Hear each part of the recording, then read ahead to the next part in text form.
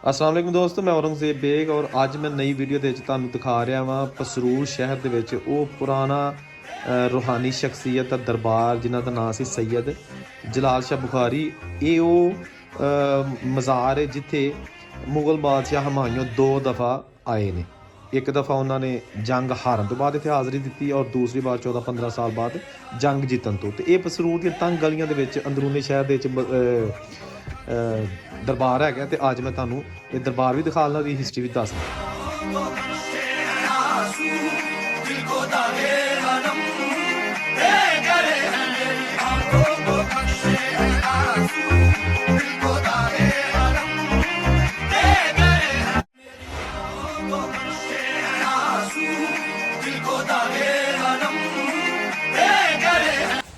जनाब।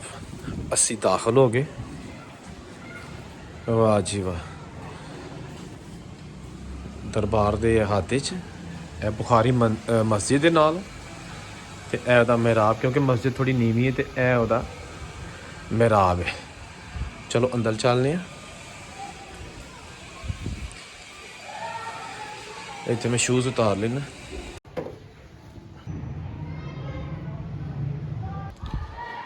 जैसी दरबार दे हाथे च दाखिल हो गए तो जनाब हज़रत सैयद जलाल शाह बुखारी रहमतुल्लाह उन्हां दा दरबार, जिथे मुगल बादशाह 2 दफ़ा तशरीफ लाए। जनाब दरबार का व्यू है। बहुत छोटा जहा आबादी के अंदर दरबार है, चारों तरफ आबादी है। इतने नाज़रीन कोई मेला नहीं लगता, यह सिर्फ एक दरबार दरगाह बनी है। यह उत्ते गुंबद ते यह जनाब तख्ती, जैसे तुम स्क्रीन पर देख रहे हो।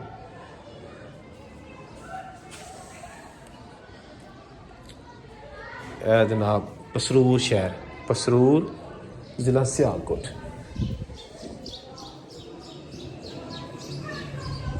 ते ए नाल बुखारी मस्जिद, ये भी बहुत पुरानी मस्जिद है, ये देख सकते हो पुराने दौर की तामीरात।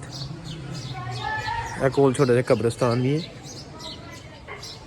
बुखारी फैमिलीज़ के जिहड़े हैगे ने बजुर्गों के जिहड़े पिछों आल औलाद या उस नस्ल उस लड़ी तो जिहड़े लोग ने इत्थे साडे भाई उन्हां दा कब्रिस्तान है।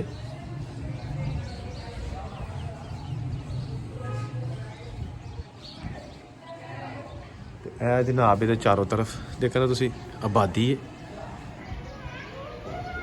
पुरानियां इमारतां, क्योंकि शहर बहुत पुराना है। वो कि नवीं चीज़ां काफ़ी इत्थे बन चुकियां, तमाम तामीरात नवीं हो चुकियां ने।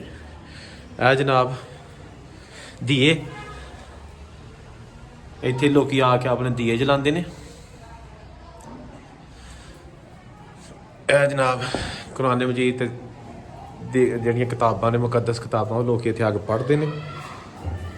हज़रत सैयद जलाल शाह बुखारी रहमतुल्लाह, इन्हां दा उर्स जिहड़ा उत्ते लिखिया है उसदी डेट है जी 15 अगस्त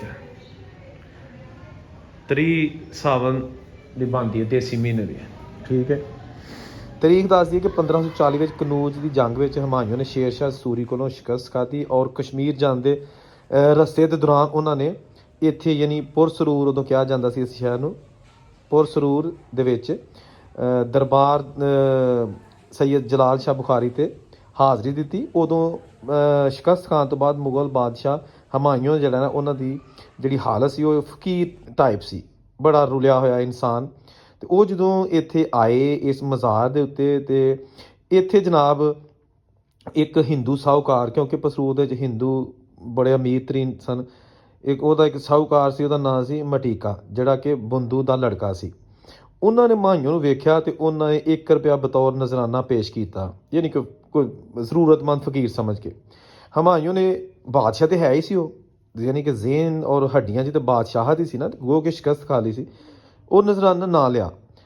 तरीक दसदी कि 14-15 साल बाद हमायूं नूं दोबारा शहनशाह हिंदुस्तान का रूप मिलिया, यानी कि उन्होंने ਇਸ ਦਰਬਾਰ ਤੋਂ ਜਾ ਕੇ ਬਾਅਦ ਫਿਰ ਇੱਕ ਦੁਬਾਰਾ ਲੜਾਈ ਲੜੀ ਅਫਗਾਨਿਸਤਾਨ ਜਾ ਕੇ, ਤੇ ਉਹ ਫਿਰ ਜਿੱਤ ਗਏ। ਉਹਨਾਂ ਨੇ ਇਹ ਜਿਹੜਾ ਜੰਗ ਸੀ ਉਹ ਜਿੱਤ ਲਈ ਔਰ ਦੁਬਾਰਾ ਸ਼ਹਿਨਸ਼ਾਹ ਹਿੰਦੁਸਤਾਨ ਬਣੇ।